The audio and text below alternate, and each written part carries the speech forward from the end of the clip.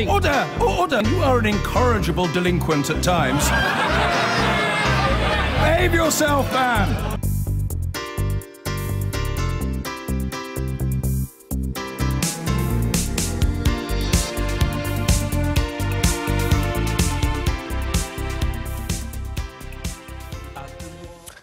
Well, they've been called the Road to Brexit speeches, and in the latest, the Brexit Secretary, David Davis, is going to try and dispel fears that leaving the European Union will plunge Britain into what he calls a Mad Max-style world borrowed from dystopian fiction. The Brexit Secretary is due to speak in Vienna in the next few minutes. We will bring that to you live. The scene is set, as you can see from that. First, though, let's go to our political correspondent, Lewis Goddell, who is in Downing Street, where the rest of the Cabinet is meeting this morning. So, Lewis, the latest milestone on the road to Brexit from the Secretary of State for exiting the European Union. Yes, that's right, Adam. Of course, we heard from Boris Johnson last week in his attempt to pitch to the Remainers to say that Brexit isn't going to be all bad. There's such thing as a liberal Brexit. I think it's fair to say that most people considered that speech not an entirely comprehensive success, not least because in many ways it just felt like one of his speeches from the campaign. But it'll be interesting to compare that speech with David Davis's speech in Vienna today, because there really has been some change of tone, because of course it wasn't so long ago, was it, that we had Philip Hammond, the Chancellor, obviously a Remainer, threatening a so-called change to the UK's economic model if it didn't get the sort of Brexit and the sort of comprehensive free trade deal that he wanted, which of course many in Brussels and the chancellors of Europe took to mean to be a veiled threat to say that Britain could become a deregulated Singapore, if you like, off the coast of Europe. But of course now David Davis striking a very different tone, saying that there will be no race to the bottom, but a race to the top instead in terms of regulation. How that will work in terms of British regulation versus European Union regulation and satisfying the Tory backbenchers, well, that's a little bit more difficult to see, because of course many Tory backbenchers say, well, we wanted to leave the European Union precisely so we could diverge from European Union regulation. We don't want to mirror European Union regulation, but all of that is something that for once is not going to be discussed in Cabinet today. For once they're not talking about Brexit. I think everyone, particularly from the Prime Minister down, is going to be breathing a sigh of relief. They're talking about other domestic matters, but their reprieve will not last long, because there will be a meeting of the Brexit Cabinet on Thursday when the Prime Minister is once again going to try and come to an agreed position, because remember, above all else, that despite the fact we have only just over a year to go to Brexit, the Cabinet of the UK are still not agreed on exactly what they want that end deal to look like.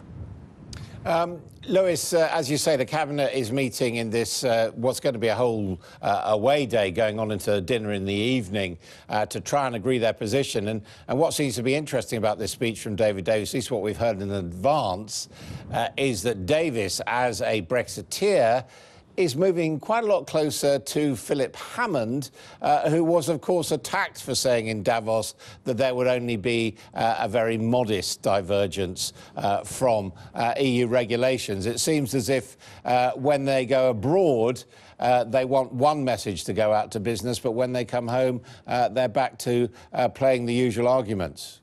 Yes, absolutely, and I think there is a little bit of disquiet on the Tory backbenchers on the Brexiteer side of people who think that David Davis has gone native.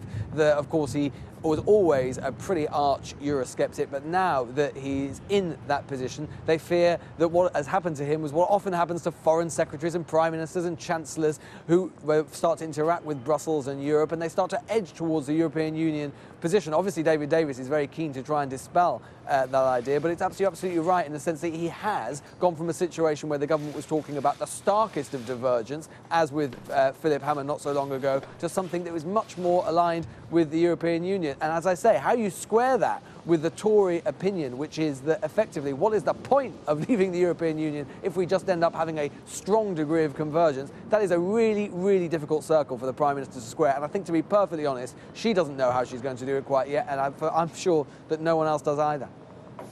Lewis, thank you very much indeed. We'll be back to you to hear more about that Cabinet meeting this morning, and we're going to go to David Davis very shortly to deliver his speech in Vienna. He's in fact now 20 minutes late starting on that. Well, as you can see, the warm-up is underway for David Davis. We will be going there as soon as possible. But I mean, conversely, on the Conservative side, If it becomes clear that the sort of Brexit you'd like to see is going to be the outcome of this process, do you think you can keep the Conservative Party together behind it? Well, look, we are a great party. We are united in delivering the will of the British public. OK, well, let's hear David Davis on the road to Brexit and how he is going to help deliver the British people's verdict in the referendum. Here in Vienna, and I will attempt to address your question in my speech. A pleasure to be here in Vienna because it's a city which, like Paris, Berlin, Amsterdam, and of course London, has earned its status as one of Europe's truly global cities. These are places which shape the nations in which they're situated, and the ideas and values of those of us who are proud to call ourselves Europeans, as well as being Austrian, French, German, or indeed British. I suspect that nowhere is that more true than Vienna, which has a long history as a capital of ideas.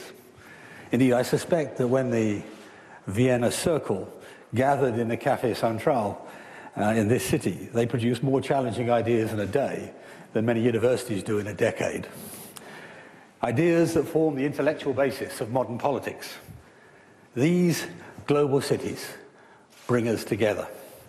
This week alone, in London's great universities, students from across Europe will be taught the ideas of the Austrian School of Economics, while your incredible Vienna State Opera will see a leading English soprano star in a work by Handel, a Londoner born in Germany. And that just this morning, tens of thousands of Austrians will go to work to earn a living from companies which are owned or headquartered in the United Kingdom. These are the current, lived, shared experiences, and they point the way to a shared future which will continue after Brexit. Now, I know that since our referendum, much thought throughout Europe has gone into what Britain's relationship with the European Union really means.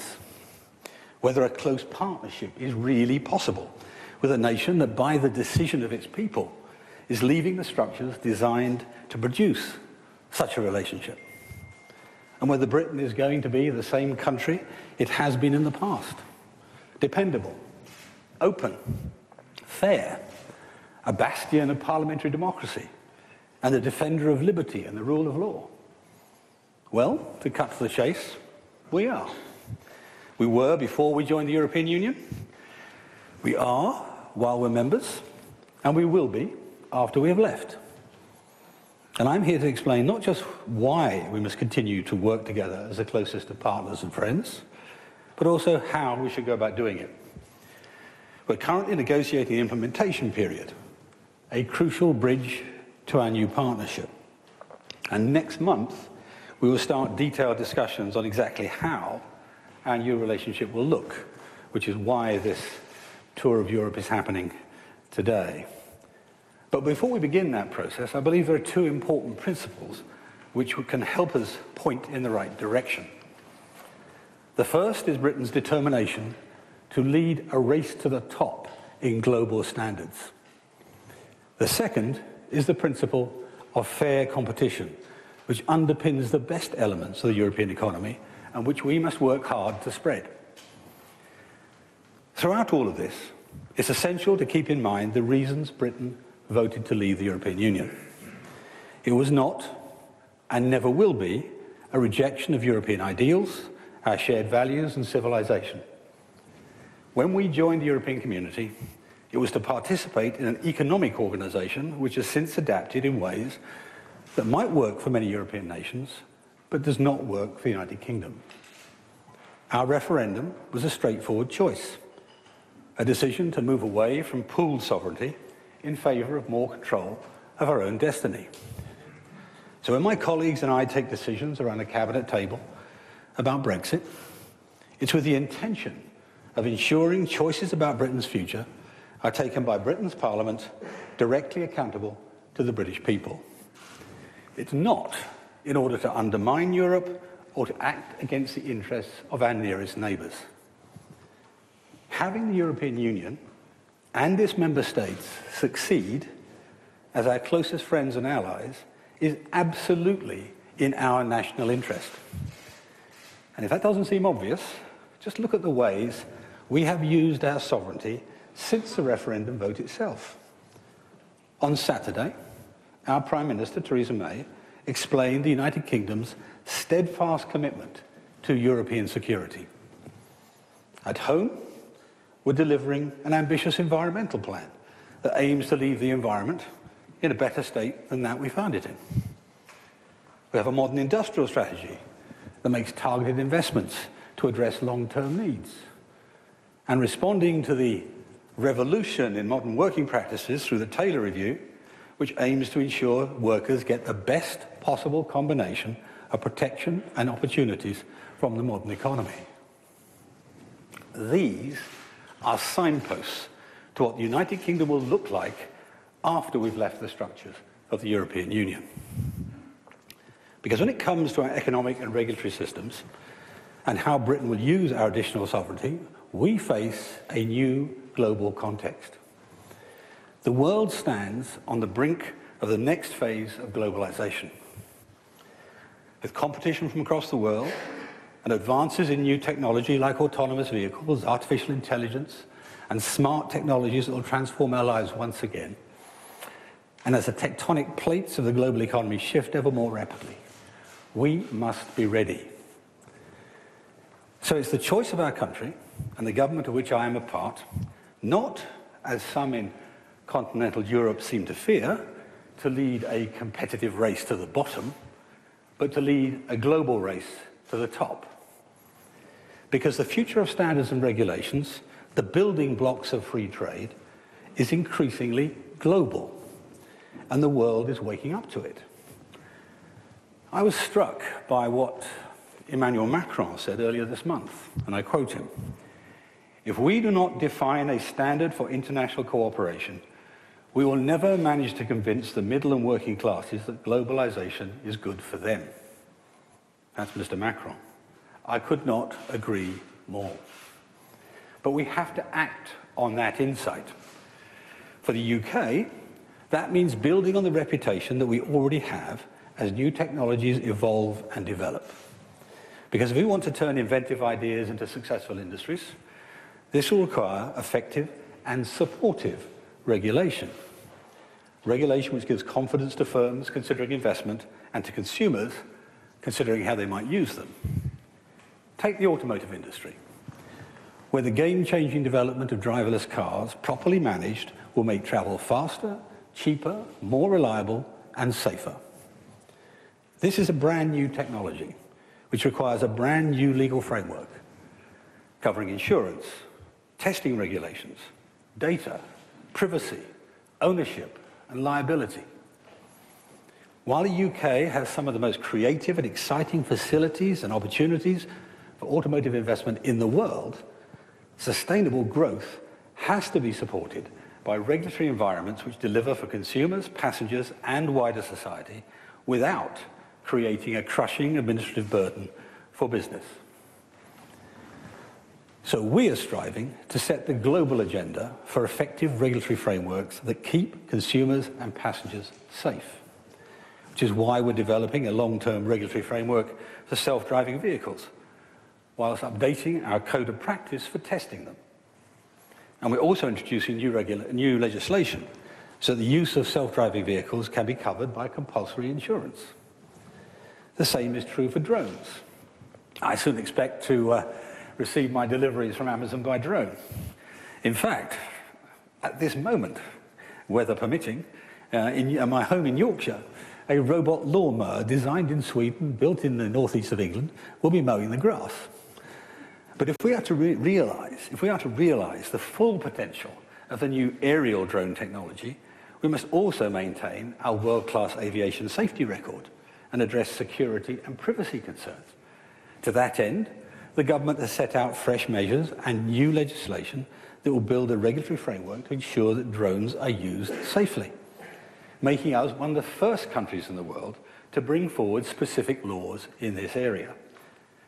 Because by leading from the front and setting standards, you can drive innovation and enable new technology to thrive. And by making it global, as President Macron proposes, we can give confidence to consumers without handicapping industry. This race to the top is essential to tackle our shared challenges. Work to combat climate change, for example, has to be done at an international level. Air pollution, rising sea levels, greenhouse gases do not respect national or even continental boundaries. So international collaboration, such as the Paris Climate Agreement, is vital if we're going to protect our environment for future generations. And in consumer standards, we will play a full role in the push for global standards in car safety, supporting the work of the United Nations. So we'll build on the leading reputation we have and take other countries with us as new challenges emerge. And yes, that will mean continuing to work with other European countries to drive new standards. This is an area where we should be respectful partners, not suspicious competitors. The United Kingdom is incredibly well placed to make this work. We have an unrivaled track record in promoting high standards both at home and abroad. Standards for products and services that originated from our own national bodies are adopted the world over in a wide range of sectors. 8 out of 10 of the most used and implemented standards worldwide, ranging from product quality to environmental management, originated in the UK. The international standard for making large-scale events more sustainable, developed for the 2012 London Olympics, is now being used and put to good use at the Winter Olympics in Pyeongchang. While we have been a member of the European Union, the UK has been instrumental in the design of its rules. Why? Because we are a leading proponent of a rules-based international system, be that in security, in defence, or trade.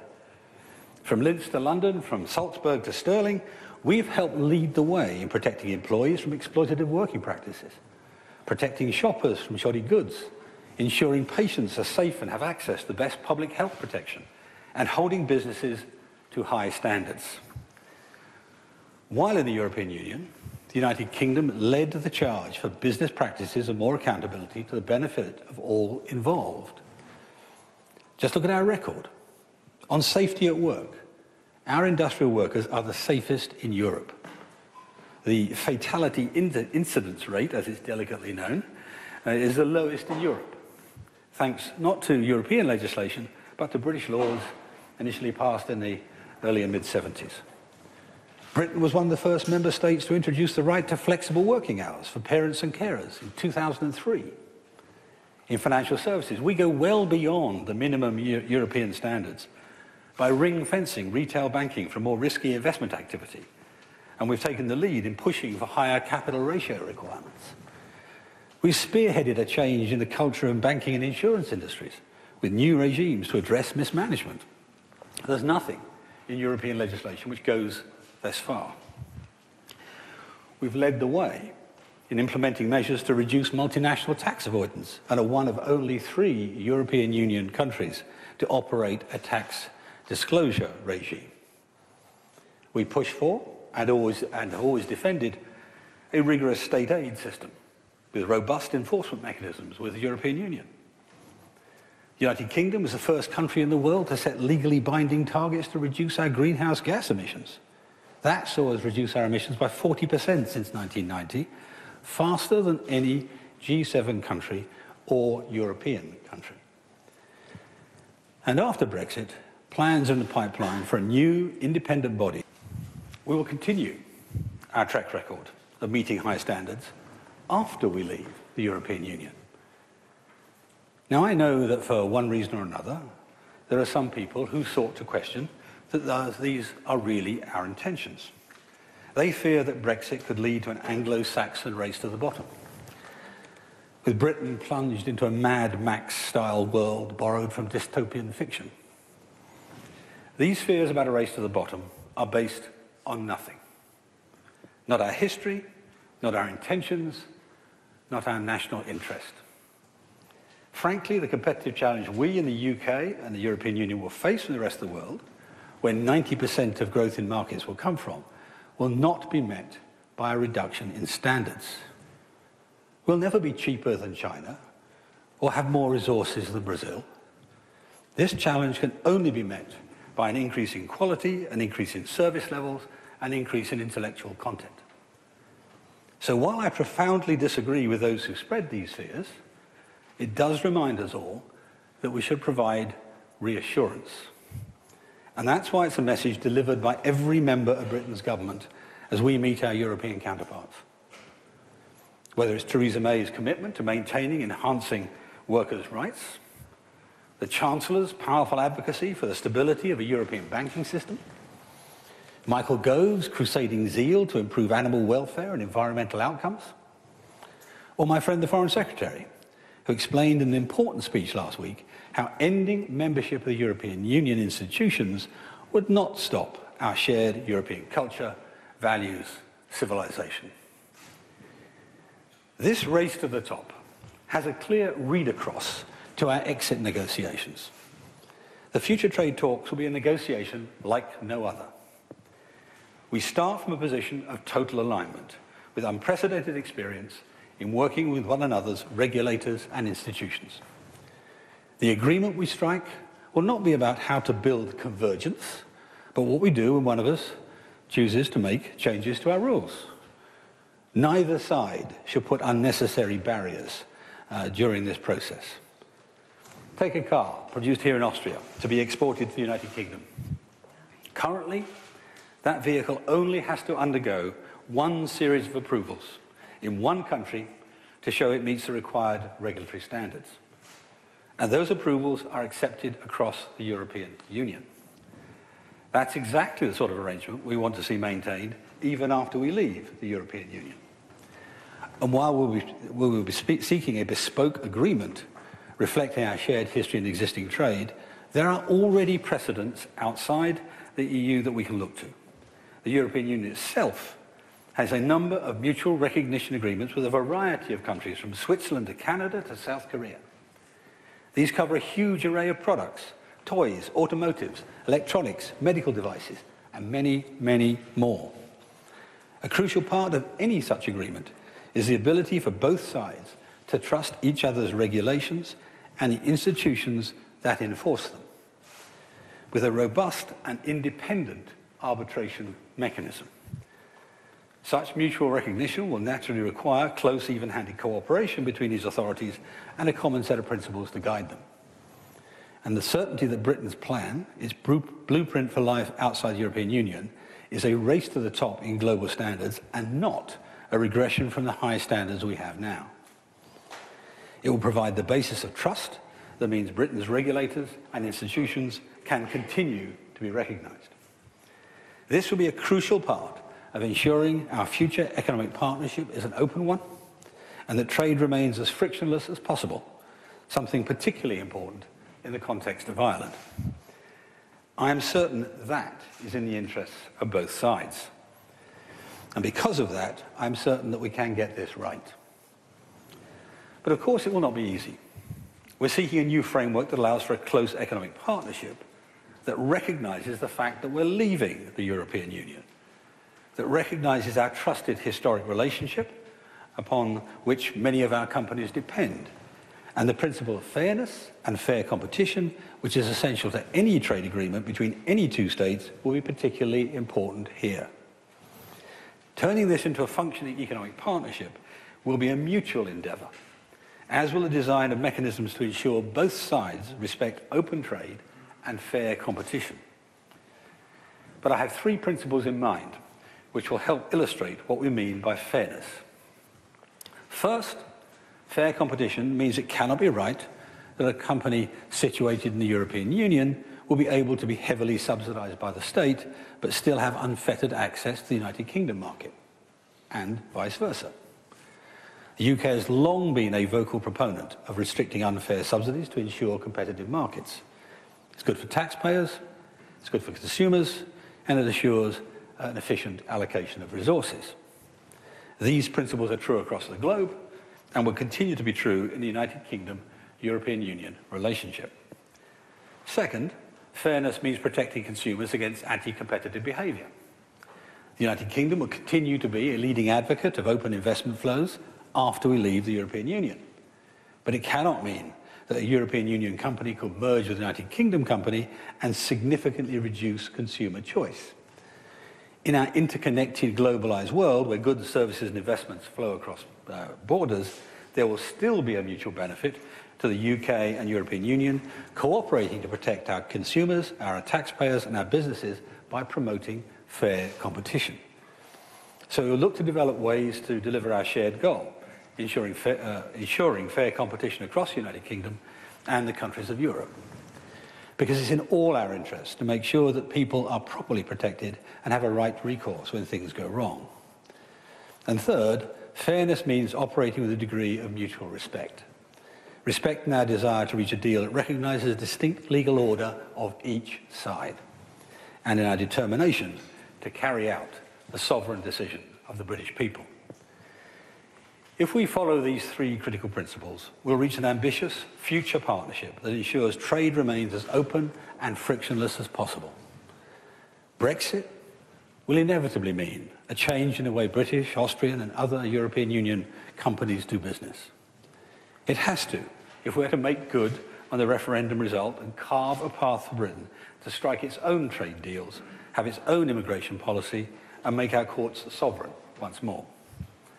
My message to you in this room is that these goals will not change the kind of country Britain is. A dynamic and open country that supports businesses like yours to grow, to invest, and to innovate in a competitive, open, and fair market. One leading a race to the top in global standards, projecting the values of fair competition, and respecting the democratic decisions of people across Europe in a way that benefits the whole of Europe and all its citizens. Thank you very much. Well, David Davis there seeking to reassure the business community in Austria that Britain will continue to participate as a close trading partner after Brexit. Not a rejection of shared values, he said. We can go back now where he's taking some questions. Cabinet who think that EU red tape is choking Britain. Are you now saying that we have to stick to the rules if we're going to have frictionless trade? And how are your Cabinet going to resolve that dilemma? Is Theresa May going to have to lock you in a room overnight so you can come to agreement? Well, locked in a room all day, I think, not overnight. But the first thing I said here is the examples I took were from Canada, South Korea, Switzerland, which are outside the European Union, are not required to obey European rules, but have mutual recognition standards. And that's something that every free trade agreement has, some method of recognizing the quality standards, the outcome standards, safety, emissions, not the way you do it, not what your laws are that have to harmonise with the UK and with the European Union and so on. So no, it's a question of being able to operate a free trade environment with accepted international, in my view, in the long term, global standards, not European ones. European ones will be within that context. And absolutely, it will deliver the outcome we want and also deliver on the referendum result. Faisal? All right, there you are. Yeah. Thank you, Secretary of State. You seem to be asking essentially for Europe to trust the United Kingdom so that we can get more access to a normal free trade deal. But on two issues, just on Northern Ireland, for example, we've had the Tánaiste, Simon Coveney, saying that talking down the Good Friday Agreement, which some MPs have been doing, raises serious and genuine questions that those pursuing Brexit is irresponsible and reckless.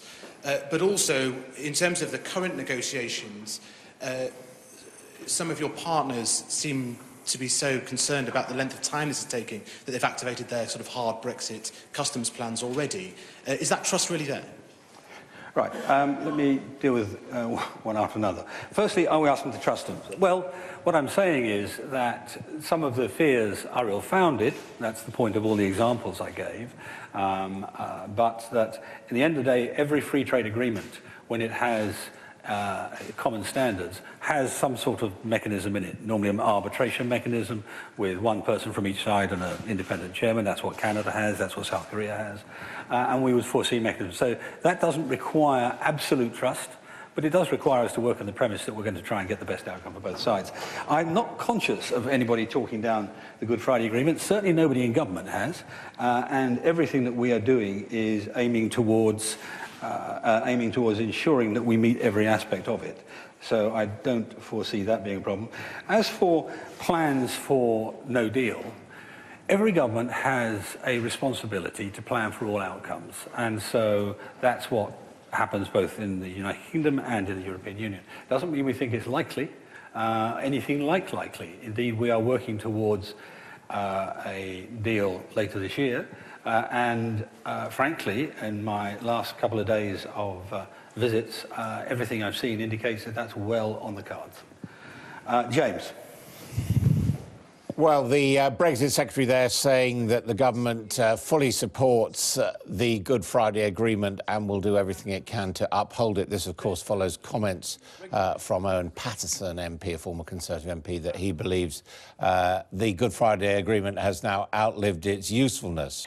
Now, Cabinet Ministers have been making a series of speeches under the title The Road to Brexit. This morning, we've been hearing from Environment Secretary Michael Gove on farming, and Trade Secretary Liam Fox is talking about trade, unsurprisingly. But first up today was the Brexit Secretary David Davis, who told an audience in Vienna that after the UK leaves the EU, it won't plunge into a Mad Max-style world borrowed from dystopian fiction, and that the UK would always maintain high standards to ensure frictionless trade with the EU. So what's all the fuss about? Well, David Davis said that fears of a race to the bottom on issues like workers' rights and environmental protection were based on nothing. Labour and leaders of some of the largest trade unions have long claimed the Conservatives are pursuing a bargain basement Brexit that would turn the UK into a low-wage, offshore tax haven with assaults on workers' rights and environmental protection. That was partly prompted by the Prime Minister's oft-repeated assertion that no deal is better than a bad deal, by Philip Hammond, saying a year ago that the UK would do whatever we have to do to remain competitive, even if forced to change our economic model. And the fact that during the referendum, the Vote Leave campaign, led by Michael Gove and Boris Johnson, now senior members of the Cabinet, had claimed EU regulations cost UK small business over £600 million a week. But the government has pointed out that its flagship EU withdrawal bill enshrines all EU protections into UK law, so there'll be continuity immediately after Brexit. And just last month, Philip Hammond said there was no appetite for a major change to the UK's economic model, whatever people say, and that people in the UK remain attracted to a European-style social economy with strong protections for labour, the environment and welfare recipients. Well, earlier, David Davis took aim at those who claim Brexit will be used as an excuse to slash regulations. These fears about a race to the bottom are based on nothing. Not our history, not our intentions, not our national interest. Frankly, the competitive challenge we in the UK and the European Union will face from the rest of the world, where 90% of growth in markets will come from, will not be met by a reduction in standards. David Davis. Well, for more, we can talk to our chief political correspondent, Vicky Young, who is in Vienna, where David Davis has been giving that speech. Vicky Young, what did we learn from the Brexit Secretary? I think it's just been very striking, not just today's speech, but Theresa May at the Munich Security Conference a few days ago. It's all about cooperation continuing into the future. And you think about the argument that has been made by some in the Conservative Party for decades. The whole point of leaving the European Union is because of red tape, bureaucracy, stifling British business. We can be set free from all of that. That really wasn't the tone today. The tone from David Davis was much more about reassurance, saying to people that we're not going to undercut those high standards. In fact, higher standards is what we want, and that's what we're going to try to achieve. And speaking to some Austrian business people afterwards, they certainly felt that the tone from British ministers has changed in the last year.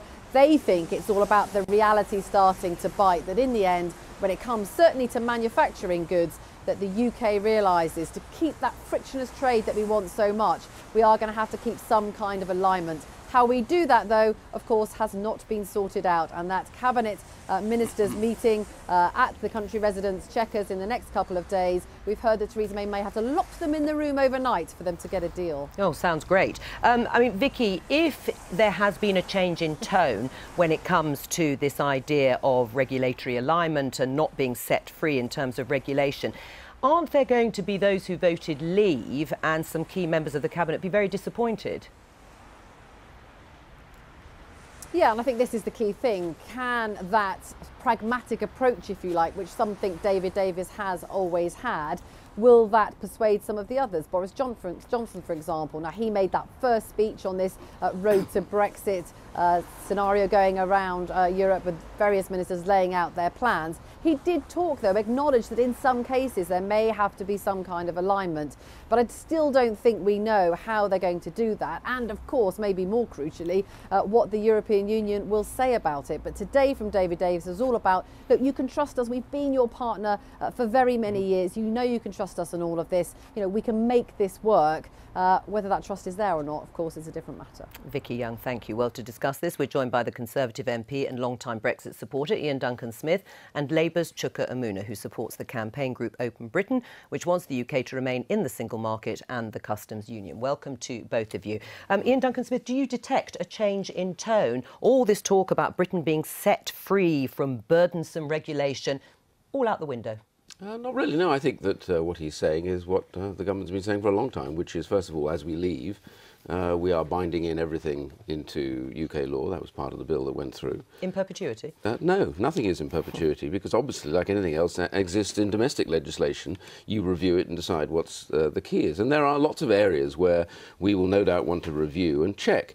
I mean, when it comes to things like workers' rights, we have already the most flexible workforce in Europe. There is literally no reason why we would suddenly have to try and dump regulations on that, because it's more flexible than Germany. So that isn't an issue. The reality is, though, there are other areas that you look at, and we will try and change some of those regulations. When we were in government with the Liberal Democrats, we used to have a very simple rule that for every regulation you wanted to bring in, you had to find 3 regulations you would get rid of. Sure, so which ones? So controlling this. Well, let me just give you a list of them. I wrote them out before I came. I'll give you a whole list of these things. Just a few to start. OK, the Clinical Trials Directive, which has dumped non-commercial trials in the UK. It's been appalling. We were the leaders in commercial trials. Wait a minute, let's go on. The MiFID II, which is coming in, is going to destroy a lot of ordinary small stockbrokers with a massive amount of new extra regulation. The other one, which is really quite interesting, is Solvency II. Now, Solvency II damages the UK because the UK has this equity market where people get equity release as they get older. What's actually happened now is that puts nearly 1 to 2% extra cost on that. We'll want to look at that. All right. Labelling, for example. Some of the labelling is so vast, all right. It's bigger than the packages that they now label. You've given us some examples. There are more than that. I'm simply saying that there are lots of areas we will look at. What he wasn't saying today is we won't look to change. What he was saying was we will always look to discuss that with our European partners in a free trade arrangement and explain to them why we want to change stuff where it's necessary, that's all. What is your evidence, Chuka Umunna? We've had some examples from Ian Duncan-Smith, but any evidence that the government is planning anything like a bonfire of the regulations after Brexit? Well, you just have to look at the comments of leading members of the Cabinet, Boris Johnson, Michael Gove, Liam Fox. They've all talked about further liberalising the labour market. And part of the problem that David Davis and many people on Ian's side of the argument have is their record. Ian's maiden speech in May 1992 celebrated the fact that we were coming out of the European Social Chapter. He then gave a speech in the same Parliament in 1996. In July... I do. Never mind, don't get distracted. On my spirit, you did, but in July 1996, Ian was celebrating, the need for a more laissez-faire approach to employment regulations. And the problem is, when you look at these guys, this man voted for unfair dismissal to be more difficult to claim. This guy voted for compensation for unfair dismissal to be reduced. This guy voted for employment tribunal fees, which were ruled to be unlawful by the Supreme Court, to be introduced. And now they want you to give them the benefit of the doubt and have you believe that they want... Well, so would you go ahead with those things? No, at all. No, listen. Right, so you don't stand by what you said? Coalition, no, I do stand by what I said. So you do want to strip away working regulations? No, stop a second. Don't make this so simplistic that people don't get it. The point is not that.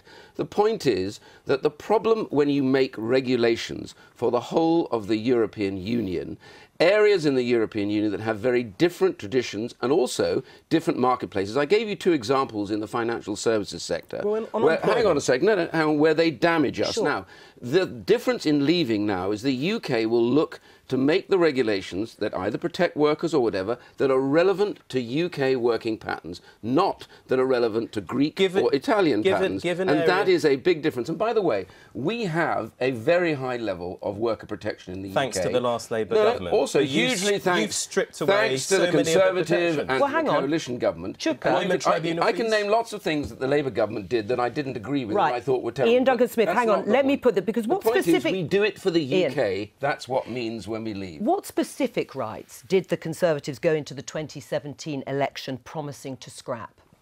Well, they didn't go in promising to scrap specific rights in 2010, but they did so. And this is the problem.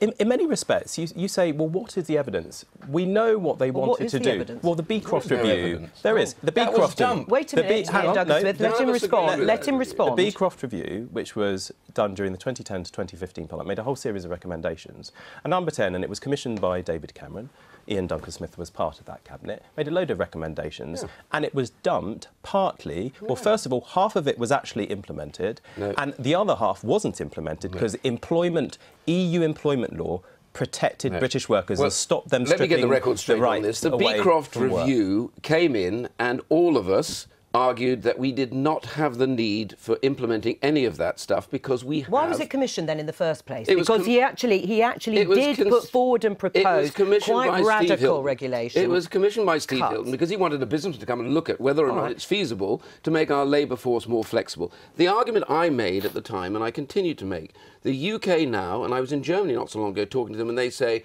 we admire it because you have a more flexible set of regulations than we do. That means less protection. Hang on a second. The reality, therefore, is we already have a much greater, more flexible workforce. And here's what happens when you have a really flexible workforce. You end up with low unemployment, more people back in work than anywhere else in Europe. But let's talk about what you've actually said, because you said we should use Brexit to slash red tape and regulation. We could whittle away unnecessary rules and lessen the burden on business and citizens. But we've just heard from Chuka Umunna that those do include workers' protections and workers' rights in a broad sense. Let me tell you, I've just given you a list of things. I could give you more than this, by the way. OK, can I ask you one question? I've given you... Hang on a second. Name one area of employment law where you want to strengthen protection. Let him answer my question first. No, here's the point. I have already given you a set of examples, which I don't think anybody wanted, but I've given them to you. The reality is they are none of them about workers' rights. They are all about a marketplace being damaged by over-regulation. There is lots of that that's been going on, and the problem with Chuka and his side of the argument is they always want to take this straight into, oh, they're going to damage you, they're going to harm you, they're going to hurt you. You've done that already. No elected government, no elected British government would deliberately come in trying to damage people's lives. Let me put this question then to Chuka Umunna. And let them generate income that provides work and jobs for people.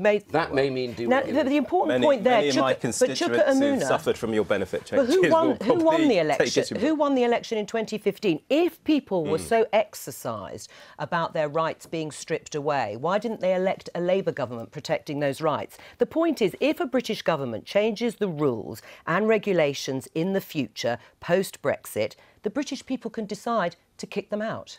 That's true, and of course you admitted one thing. Labour may not have won, but Theresa May lost her majority, and that is a very important thing. I was talking about 2015. But there's a very important question. You said rights had been stripped away in 2010, so if people were unhappy about it, they would... But anyway, the broad point is the British people could decide, couldn't they, to chuck out a government? There's one question, though. There's a very important question here.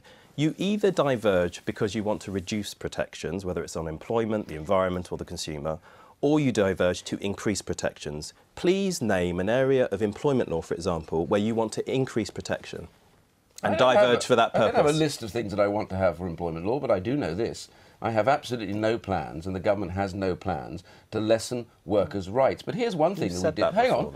Whilst you were in government, it was my government, and it was my idea, that actually has pushed the minimum wage up to £9 an hour. Labour never did that. No, Labour never got above £6 an hour. And the reality is it's that which will do more to protect workers in work. Well, there's plenty of stuff that we've done. I'm sorry, this lovely chest-beating idea the Labour Party has, only they protect people who go to work. I tell you, the least protected person is the person out of work. And you had terrible levels of unemployment when you left government. All right, well, let Chuka Umunna... We have high ones. Well, let Chuka Umunna answer that. Well, I'm not going to take you back in history again to 3 million unemployed under Margaret Thatcher. But of course, you look in Hansard again and you will see Ian arguing against the introduction of the national minimum wage in the first place. And I'm pleased there's been this about turn. I'm pleased there's been this about turn. But don't let anyone believe that somehow you were a champion of the national minimum wage. You didn't want it introduced in the first place. I wanted it raised. Right, but hang on, No, Boris Johnson... I did. I argued did you agree? Ian voted against it when George Osborne raised it. I was the one cheering. Don't talk over each other. Ian Duncan-Smith. Boris Johnson said on the 6th of June 2014, the weight of employment regulation is now back-breaking. The Collective Redundancies Directive, the Atypical Workers Directive, the Working Time Directive, and 1,000 more.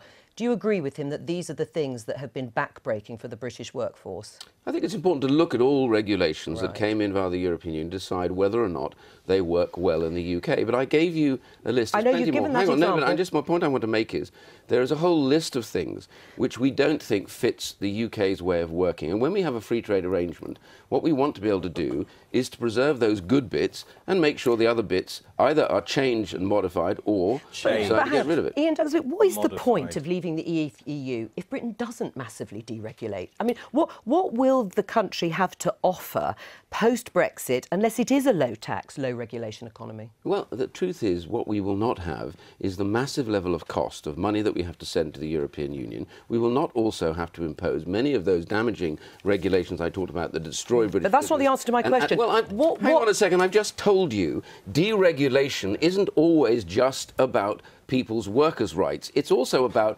rules and regulations on reporting in business that cost massive amounts of money, that make business less effective and less competitive. Changing those will help improve things. What do you think, having listened to that debate?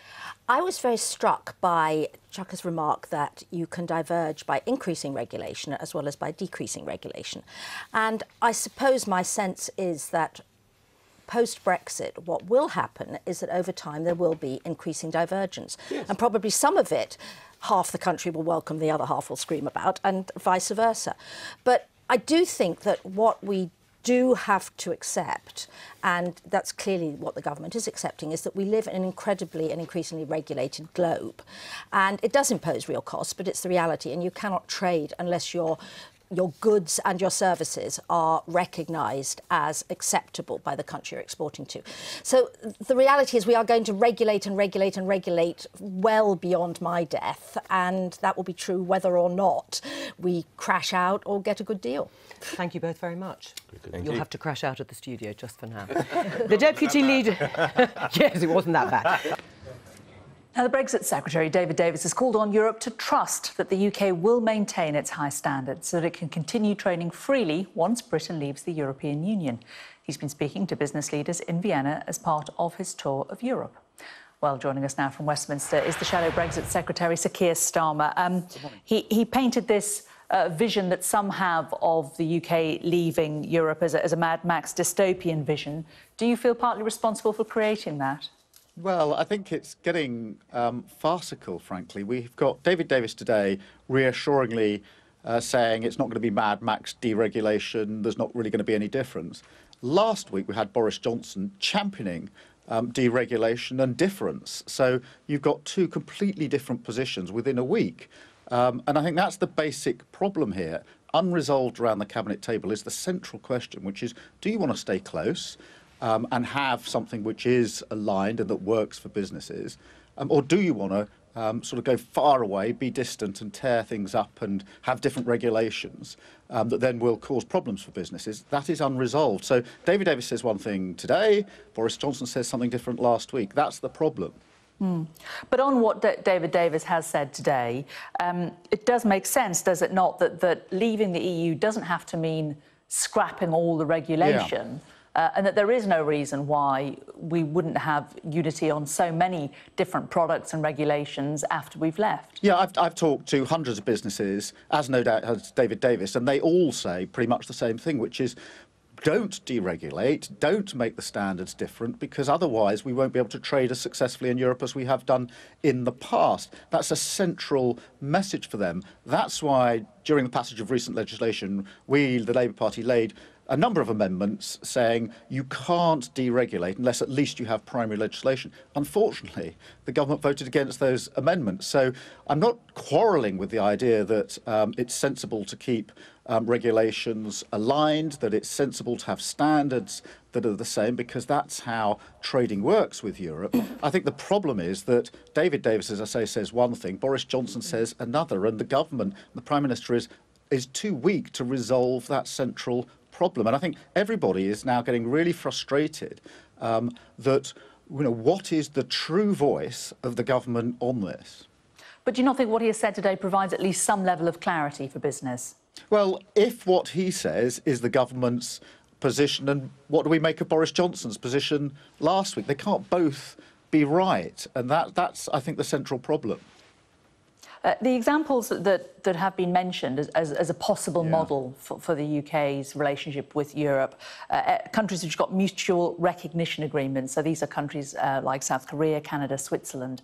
Would that be something that you think could work and would be happy to go along with? Well, I think where I do agree with David Davis is this, that in the end we have to have an agreement which is for the UK, that works for the UK, and that actually trying to model ourselves on the agreement any other country reached isn't going to work. Most countries, understandably, go for an agreement which works for their country. We've got to do the same. But the central question in the end is going to come down to this. Do we want to stay close in trading terms to Europe? If so, there are several arrangements for that. Or do we want to be distant? And at the moment, that's the question that the government's incapable of answering. But in the end, it's going to boil down to that. Isn't it a little more nuanced than that? If you compare it to a divorce, there are divorces where, the couples never speak to each other again and, throw grenades over the wall. And there are the couples that live together. But there's also the couples that are in the middle and they share stuff and they communicate and they do stuff that's best for the kids. There is a middle ground here, isn't there, where we can take the European regulations, say we have the same regulations, but there's a facility for if there is a particularly bonkers regulation. I'm sure Boris Johnson would come up with an example of something like bendy bananas, that we don't have to do that one, but we might do, 99 out of 100 of the other fruit and vegetable regulations. Well, I'm sure Boris Johnson can come up with all sorts of examples that he's made up. But the essential question is about a level playing field. My problem is not with Boris Johnson, who I don't think really gave a very serious speech last week. It's with those that have said all along, what we really want to do is to deregulate on areas like workplace rights, worker time directives, etc. They've been quite specific about what it is they want to break away from. They are significant issues, and they're not about bananas. They're significant issues. There's basically the same terms for people working here as in the EU. We in Labour say we should stay aligned. These are standards that really matter, but we're not hearing the same from government. So I agree on the little regulations, but the core question is, on the things that really matter, is the government now saying it wants to stay within the framework that is the EU. OK, Keir Starmer, we're out of time, I'm afraid. We'll leave it there. Thank you very much. Well, let's get more now on that road to Brexit speech in which the Brexit Secretary, David Davis, said fears about a race to the bottom in workers' rights and environmental standards are based on nothing. He also argued for continued close cooperation between the UK and EU on regulations and standards. Well, our political editor, Faisal Islam, was in the Austrian capital, Vienna, to hear Mr Davis speak, and he joins us now. And Faisal, there has been criticism that the government isn't offering a joined-up enough approach to Brexit. Does this make it any clearer how they envisage it will work? I think there was pretty high-level philosophy stuff here from David Davis, and there was certainly gaps in terms of detail because, frankly, they're yet to thrash out the detail. They hope to, for example, at this Cabinet Away Day on Thursday. But the principles that he outlined to this European audience were, as you explained a moment ago, that essentially the Europeans should trust him, the government, future governments too, that the United Kingdom would not undercut Europe, would not undercut the EU on standards, on the environment, on trade deals, all that sort of stuff. That's an important thing because the EU can therefore trust the United Kingdom and give it more access than you otherwise would get with a normal free trade deal for financial services, for example. So that's the kind of gambit from David Davis. I think the critique would be, and a lot of it was welcomed by business people that I spoke to afterwards, and the critique would be, well, hang on, essentially what you're saying is trust us rather than the existing rules, regulations, institutions that have governed EU-UK trade for decades. That, I think, is a bit of an ask, and I think what the Europeans will say back to the likes of David Davis is, no, hang on a minute, you have to shift on your red lines, the likes of the European Court of Justice jurisdiction, that type of thing. So I still think there's some movement and there's some thrashing out of detail to be done within cabinets. Meanwhile, we're finding evidence, aren't we, that other parts of the EU are starting to make contingency plans because they're not quite sure what's going to happen, including Dutch customs. Indeed. So on that issue of trust, you then have this situation where, well, it isn't enough in the current Brexit negotiation, the first phase, it just isn't enough to be able to trust that the British government will come up with solutions in time.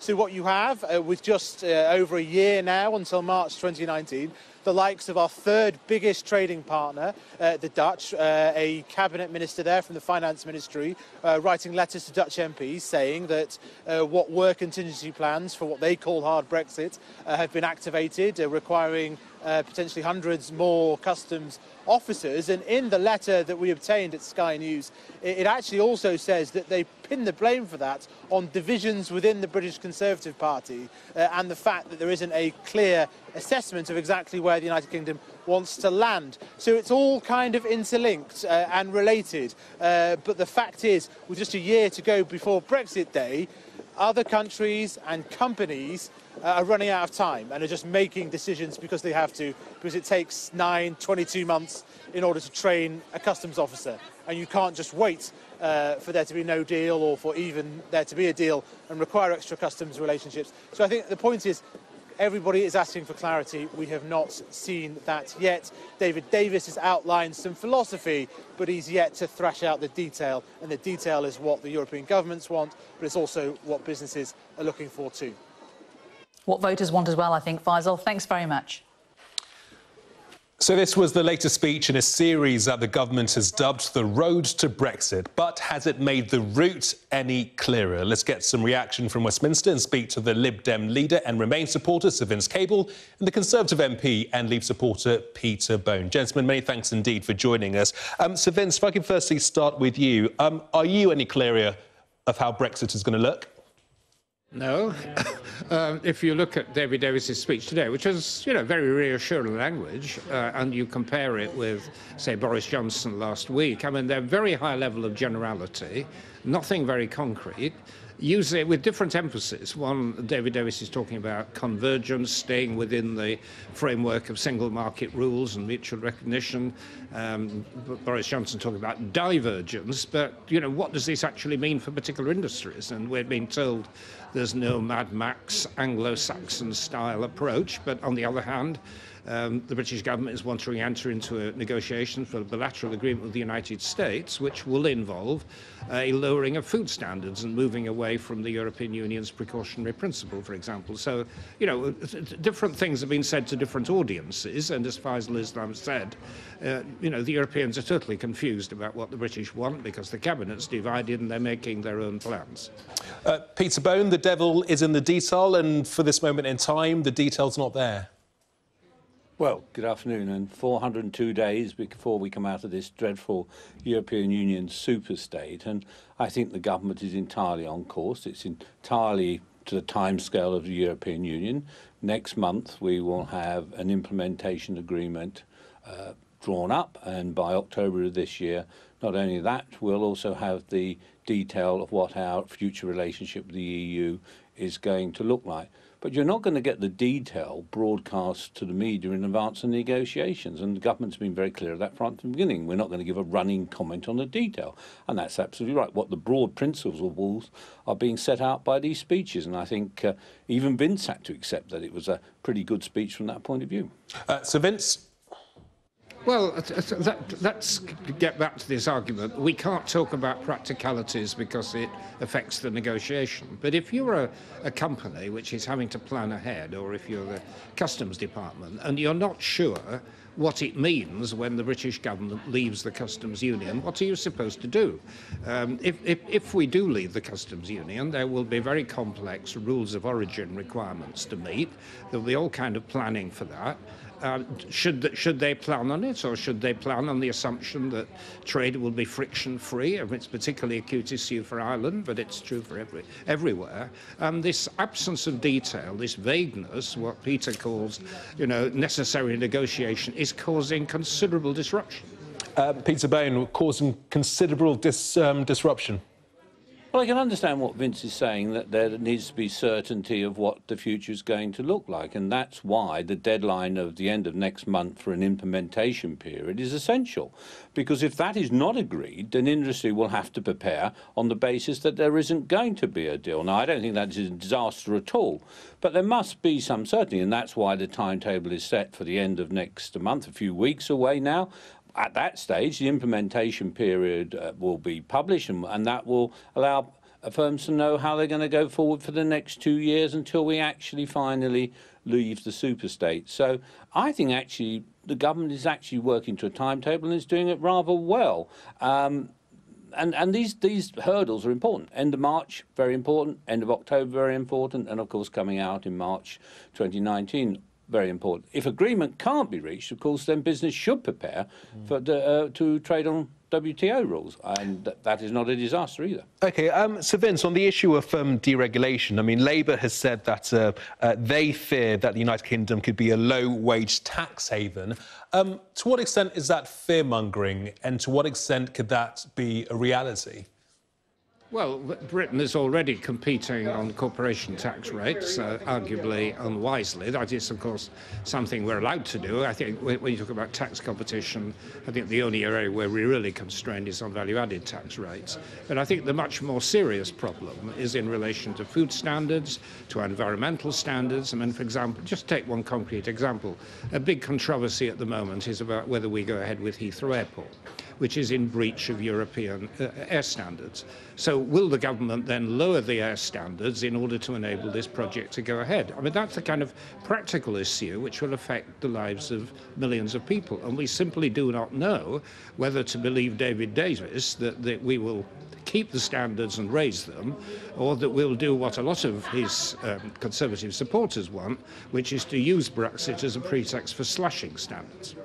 Peter Bone, it's a fair point that Sir Vince makes about where at home David Davis says one thing, when he's in Europe addressing European counterparts, he seems to be moving further and further towards the Chancellor's position. So it is very unclear in terms of what the UK government is calling for and is asking for. I think that's very unfair of Vince. The suggestion that any government would slash standards, as he puts it, and regulation is rubbish. I mean, the whole point is the British Parliament will decide what the rules and regulations are going forward for the future, and that's part of what the whole Brexit debate was, make our own laws in our own country, judged by our own judges. But to suggest the lack of confidence that Vince has in here, the MPs in the House of Commons, to get the regulation right, I think what we'll do is get better regulations. The idea that, I mean, I just don't follow there is any evidential basis whatsoever for the suggestion that we will slash and burn these regulations. That's just wrong. Peter Bone, do you think the trust is there between the United Kingdom and the rest of Europe? Well, I spent 5 years in the coalition government, constantly being lobbied by right-wing think tanks, some business groups, right-wing Tory MPs saying we're going to get rid of all this terrible regulation around labour rights, around environment, and make things much more competitive for British business. Now, what is happening is we're now getting exactly the opposite message from the Brexit Secretary, and I think it's a perfectly legitimate question for European governments and the British public to want to know what the hell is going on. What is the purpose of Brexit? Is it to liberalise and deregulate, or is it to maintain European standards? It's massively unclear. But the purpose of Brexit was to leave the European Union. The British people knew what they voted for. Well, I'm not sure that they did know this degree of detail. I mean, the kind of thing we're now talking about, which is whether the single market will be retained in essence, or we moved radically away from it, or whether we stay in the customs union or out. I mean, these were not issues that were ever debated in the referendum, and that's why I think when Parliament does have a look at the final package, I suspect that there may well be a mood in Parliament to say that actually this is not right, and that the British public should be given a say on the final deal, which is what I and my party and many others are now saying. Peter Bone, do you think the trust is there between the United Kingdom and the rest of Europe? Yes, I do, actually. Despite all the furore in the media, I think actually the negotiations are going to time and going quite well. I think at the end of the day, the government will deliver a number of things. It will end free movement. It will stop paying billions and billions of pounds each and every year to the EU. It will make our own laws in our own country judged by our own judges. And if that's what the final package delivers, I think the people who voted to leave in the referendum will be very, very happy. And I think Theresa May is absolutely on course to deliver that. Even though we've seen a letter from the Dutch Finance Ministry to parliamentarians where they say that a no-deal scenario is conceivable, and they've been making plans for extra customs officers? That was an extraordinary thing. He will know that within 4 weeks or so, we are going to agree an implementation period, which will go through for 2 years after we leave the European Union. So the idea that the Dutch must suddenly panic seems totally wrong to me. Peter Bone, Sir Vince Cable, thanks for your time. Thank you. Thank you. The Irish Deputy Prime Minister told Sky News that Conservatives and Labour MPs talking down the Good Friday Agreement is irresponsible and reckless. Sky's Dublin correspondent, Darren McCaffrey, is in Newry on the Irish border. Darren, is it going to make any difference? Well, I think in many regards, at least that voice is being heard, and there does seem to be some unity between the Irish government and the British government on this issue of the Good Friday Agreement. Obviously, there's less agreement on the issue of the Irish border. All sides say they want that to remain frictionless and open as possible. The Irish and the European Union insist that there's no practical solution to making that happen. But the reason that this is all sensitive at the moment, Jane, is because we've got two issues here. Yes, we've got those really difficult Brexit negotiations taking place, of which the Irish border is at the heart of it, which Dublin are enormously concerned at. And then we've got the collapse of the power-sharing talks in Northern Ireland last week. Again, where the Irish government feels that it should have somewhat of a say in it, it would argue as at least in part a co-guarantor of the Good Friday Agreement. So then when you have Brexiteer MP supporters like Owen Paterson, who used to be Secretary of State for Northern Ireland, and indeed Labour's Kate Hoey, saying that the Good Friday Agreement has run its course, trying to undermine its validity, well then Dublin has essentially snapped back, and they really have today with this tweet from Simon Coveney. He is the Taoiseach to the Irish Deputy Prime Minister and the Minister for Foreign Affairs, and this is what he had to say in response to Sky News. He said that talking down the Good Friday Agreement because it raises serious and genuine questions of those pursuing Brexit is not only irresponsible but reckless and potentially undermines the foundations of a fragile peace process in Northern Ireland that should never be taken for granted. On the other issue of the Irish border, I'm here in Newry. This is a border town. It is a town that relies on cross-border trade. Many people who live here will work in the Irish Republic and vice versa. And that, again, is why the border is so key. Today, on that border, we saw, coincidentally, the French Europe Minister with her Irish counterparts expect what the border is currently like. And this was her response to the suggestion that Britain hasn't put forward any practical solutions. Darren, thank you very much. I've been getting